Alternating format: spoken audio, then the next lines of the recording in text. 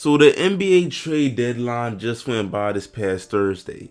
And unlike some other years, this year it wasn't really any big names or super big trades that just shook the NBA world and had people going crazy. I mean, probably some of the biggest names traded on Thursday was Patrick Beverley to the Bucks or Buddy Hield to the Sixers. Stuff like Evan Fournier to the Pistons. I mean, what are we talking about? It really wasn't that much crazy action going on this year.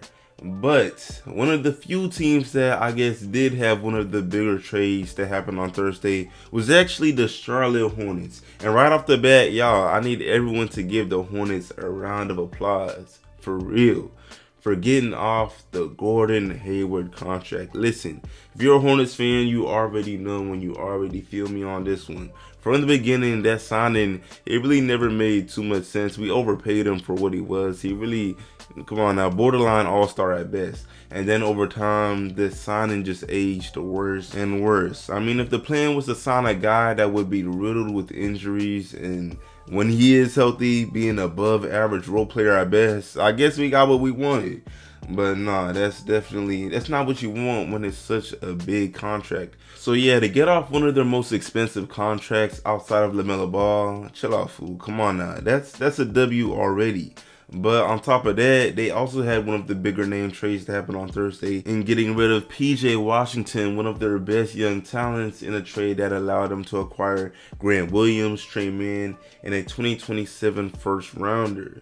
So yeah, and then on top of that, they got rid of a couple players and just cleaned house and gave up on, some of their recent draft picks, such as James Bouknight, a player that I ain't gonna lie, I was pretty high on coming out of UConn. He was looking like a microwave scorer, but between the off-court issues and just, man, the embarrassment on the court, it's safe to say they made the right decision. So yeah, in this video, we're going to get into what's going on with the Charlotte Hornets after this NBA trade deadline and what the future looks like, what they got cooking up, and just what to expect for real. So yeah, all my Hornets fans, tap in. Let me know in the comments right now, how do you feel about the team as it's presently constructed? How do you feel about the NBA trade deadline moves? And yeah, before I go any further, what's up YouTube? Plug Speaks back with another video. If you're new, first of all, welcome. Go ahead and sub. Also like the video if you enjoy. I upload quality basketball content and we're on the grind for 5K subs, so I'd most definitely appreciate it. But back to the video. So let me begin this by highlighting the team's positioning right now. At the time of this video, the Hornets are the 13th seed in the East, 10-41 on the season, and just well on their way to having yet another below average season and having a chance at striking big in the NBA lottery. Obviously not somewhere you want to be after you just landed the second overall pick and when you have a potential superstar like Lamelo Ball on the team.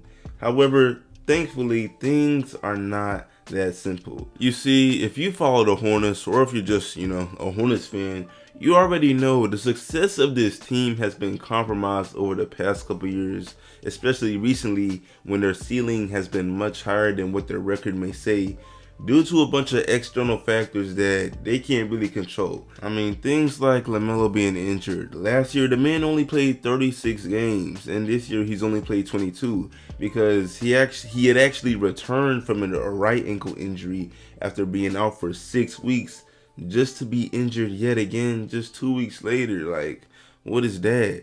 Then you got the controversy with Miles Bridges. He was kept out for damn near a whole season due to a domestic abuse case, and now that he's back, we see that, damn, we was really missing this guy. Like, he dropped 41 versus LeBron and the Lakers recently, then a career high of 45 the very next game. Like, the man can clearly hoop. Like, say what you want about him off the court. We know he had that phase of trying to rap and stuff, but the man can hoop. And he missed the entire 2022-2023 season completely. Come on now, only a goofy would think that wouldn't hurt the team. He's currently averaging over 20, 7 and 3 on some efficient shooting across the boards. And again, I'm not here to talk about just these players individually. I'm here to talk about the NBA trade deadline. But the point is, the Hornets record is not an indication of their talent. This is easily one of the most talented young teams in the Eastern Conference. And I haven't even mentioned, come on now, I ain't even mentioned Brandon Miller yet. He's about to give Wemby and Chet a running for their money in the Rookie of the Year race. Like, he might just win it all. So nah, let me chill. Basically, the point is, the talent is there, and even I'm really not even that delusional in saying he might win it all, because bro did get the LeBron co-sign after dropping a 30 piece on the Lakers. Do not sleep, bro is a smooth bucket. But yeah, back to the NBA trade deadline news and all of that.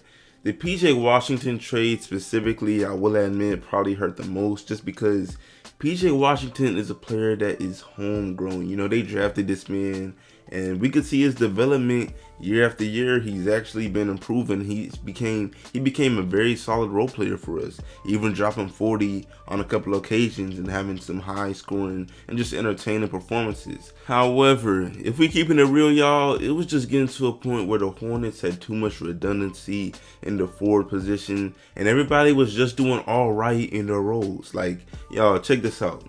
Gordon Hayward, forward, 6'7".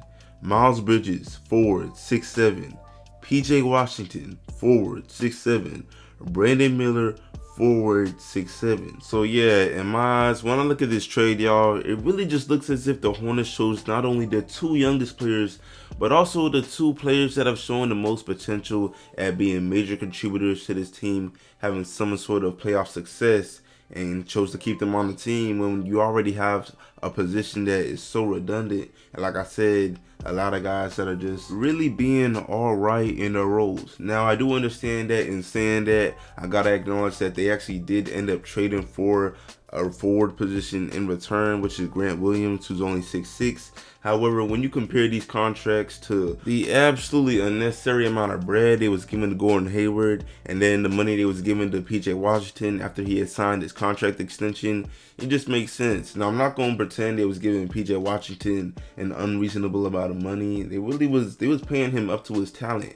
But the bottom line is Grant Williams' contract is cheaper, and he has a decent amount of upside, being only 25. So, I mean, I'm not too mad at them in that department. But yeah, y'all, before I wrap this video up, I do want to quickly touch on the fact that the Hornets have a couple untouched problems, but the one that they really should have worked on is in the guard position. I mean, honestly, besides Lamelo Ball, now that they got rid of Terry Rozier, who do they have? I mean, I understand Nick Smith Jr. has some potential. They just traded for Trey Mann, who could be solid for them, but you have Amari Bailey, who you literally just drafted and haven't given much playing time. You traded for Kyle Lowry, who a lot of people were saying y'all was gonna dump at the NBA trade deadline. He's still on the team, so I mean, maybe in free agency they'll give it to him. I'm not too sure. They also got Frank Ntilikina, so y'all, honestly, I'm not sure what they're doing there. But they do have Trey Mann, who I believe in his upside. Again, Nick Smith Jr. I mean, at least we know Seth Curry was a solid pickup. You know, that boy got a burner. He's a sniper, but he's not. The man's 33. He's not the type of guy that's just gonna be giving you those solid starter minutes. So I don't know, but I'm gonna wrap this video up. Y'all let me know what you think in the comments. Was this a successful NBA trade deadline for the Hornets? How are you feeling? Me personally, I feel alright about it. I am a Charlotte native, so I really just wanted to hop on the mic and give my thoughts. But yeah, y'all, like the sub, share, sub if new, all of that, and I'm out.